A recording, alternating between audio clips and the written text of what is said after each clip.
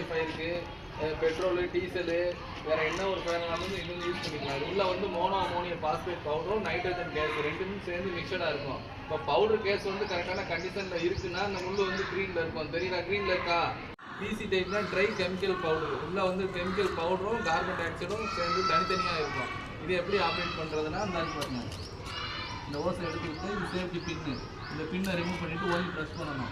Press பண்ணும்போது நம்ம இப்படி வச்சு ப்ரெஸ் பண்ணிடக்கூடாது. ஏன்னா ஏதாவது உள்ள ஏதாவது கம்ப்ளைண்ட் இருந்துச்சுன்னா அந்த மூடி பிடிக்கிறோம்.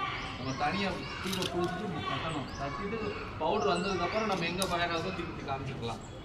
சரியா? இது வந்து டிசிபி டைப்பு.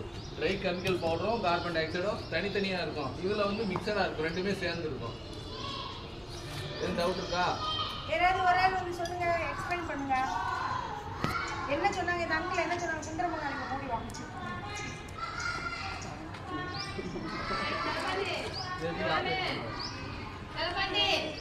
இந்த சேஃப்டி பின் எடுத்து இது இந்த லாக் எடுக்கணும். அதுக்கப்புறம் இந்த பின்னை எடுத்துக்கணும். எடுத்து இது இப்படி அமுக்கணுன்னே இது என்ன இருக்கும்? Nitrate monoammonium powder nitrogen case.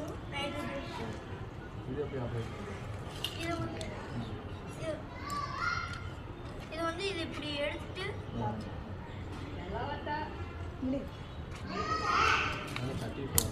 அதுக்கப்புறம் இதை அப்படியே அமுக்கணும், ப்ரெஸ் பண்ணணும். ஸ்ட்ரைட்டாக பார்த்துட்டே பண்ணணுமா? தூரமாக தள்ளி பண்ணி நிற்கணுமா? ஃபயர் வந்துச்சுன்னா ஃபயருக்கு மேலே அடிக்கணுமா கீழே அடிக்கணும்? அதெல்லாம் சொல்லலை அவங்களுக்கு. கீழே அடிக்கணும். எங்கே ஃபயர் வருதோ அவங்க கீழே அடிக்கணும். ஐயா மேலே அணைச்சா தீ போகாது, கீழே அணைச்சா தீ போயிடும். மேலே அணைச்சா அணையாது. சரி, வெரி குட். சரி.